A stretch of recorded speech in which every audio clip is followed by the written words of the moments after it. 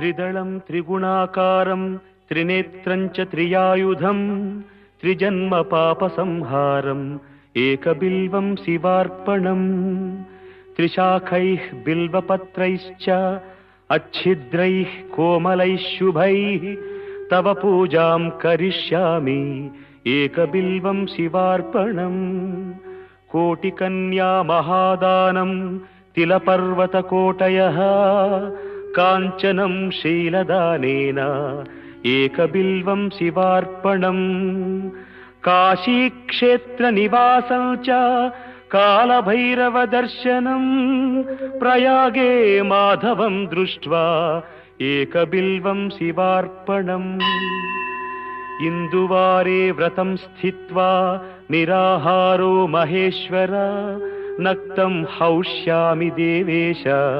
एकबिल्वं शिवार्पणम्।